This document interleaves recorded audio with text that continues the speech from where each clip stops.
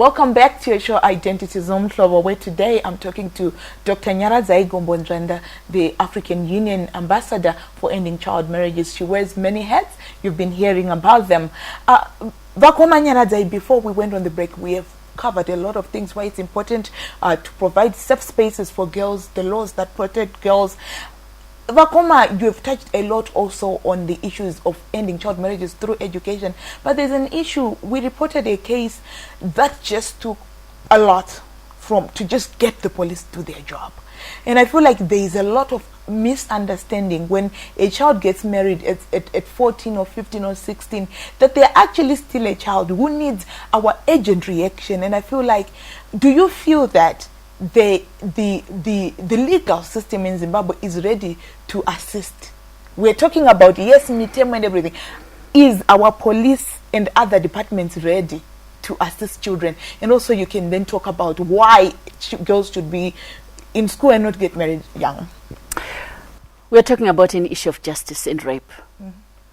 A child under the age of consent for sex cannot be said to have consented. Mm-hmm. So we need to name this what it is, mm-hmm. which is rape. Right. The moment we call it marriage, we immediately sanitize and normalize and legitimize a gross violation of the girls' bodies and integrity. Mm-hmm. So when a case is reported to us, we have to first say, this is rape, and which is then covered through the assumption of marriage. Because it's a justice issue. Yes, the attitudes are now changing. I see the attitudes are changing slowly in the law enforcement, but we really need a rapid response, because a rapid response is so critical looking at the referral pathway. Mm. I run Rozaria Memorial Trust in Murewa, and the moment we receive a case, immediately you have to activate the referral pathway. Mm-hmm. Whether it's the victim-friendly police, it's the hospital to be ready on standby. We should not hear stories that the doctors or whoever, the health professional, did not take the necessary body samples. Mm-hmm. They are trained to say when a child comes, when it's a case of rape, and a woman comes, this is what needs to be done. So at times when we hear cases that, they didn't take the semen and say, therefore they cannot prove, honestly, the child did not just go there. Somebody did not do their job, or there could be corruption. Mm-hmm. We need to look at the porousness of the system. So for me, access to justice requires a very seriousness at every level of the intervention. Right. We also know that at times the girls do not report because they have nowhere to go. Mm. Because you are reporting a person who is supposed to be a father of the child if you are pregnant. Mm-hmm. You are reporting your own parents who may have taken you away to be married. Right. You are reporting your own in-laws who are supposed to be protecting you. And at times then the whole extended family would not be available for that child. So what we also need is a very strong social services. We need our social welfare departments to be strong. Definitely we have organizations, civil society networks, shelters, like we have our own Endere or Musasas and others. But actually we need the system to be resourced. At times we go to the police and they are willing, but they don't have a car to run to the next village, or the social welfare people for us to go and retrieve the child. So we need to talk about budget. Right. We need the national budgets of our countries to resource interventions to do with protection of girls, to do with sexual abuse, to do with rape and child marriage. So the issue of budgets and prioritizing resources is important. Definitely those budgets need to ensure that we give adequate funding to the lowest levels within our communities. I think we have a lot of wastage in our system. I could also look at myself and say, I'm part of the system.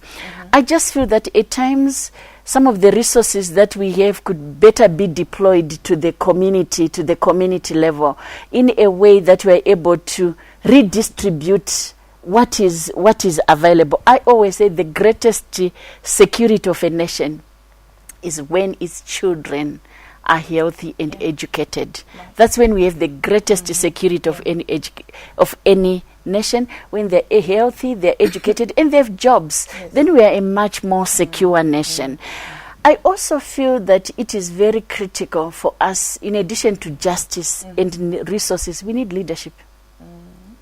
We need strong, sustained leadership. That cares about children, that cares about education, that speaks about these issues at every moment. That leadership should be in the communities, it should be in our provinces, it should be at the national level, whether in parliament or in business. You know, one of the shocking things is where we have the biggest resources, my farms, Medu, at the mines, that's where we also have the highest child marriages. Yes. And levels of poverty. So for me, you know, when I'm in Shamba district and I'm like, wow, this is where we also have gold. And yet, that's where also we have the highest prevalences. So we need to also look at private sector responsibility. In addition to the primary responsibility of the state and the responsibilities of communities. It's easier at times to do this work and point fingers and say we need this one to do this and this. But we also need to say each Zimbabwean, each person under the sun has a responsibility to prevent child marriage, to be part of the rescue network and to be part of the supportive network. It starts with anybody in your family. You can make a decision to say, not my child, not my niece, not my cousin. I will not participate in family gatherings where they are marrying off children. I will speak out. I will speak always. So it's also a personal responsibility. I'm very touched by the issue of girls' education. And so through Rozaria Memorial Trust, I said we need to step up to support girls to go to school. Like I had the little girl Polite and Intelligence not going to school. And to say we need more of those programs like Comfort, our own Girls Opportunities Fund at Rozaria Memorial Trust. We need beam of government to actually be able to provide for families that cannot provide. We are encouraged by girls like Hajine, who was on your show previously. Hajine, who finished Form 4 and did not pass and decided to go back to Form 3. And for us then to say, how do we complement the family so that as an organization we are able to support the family halfway, whilst the family takes responsibility, but we then also want the government to play its part. I think on that note, what a very poignant note to end on. As we celebrate and commemorate the October, the International Day of the Girl Child. I was joined in the studio by Dr.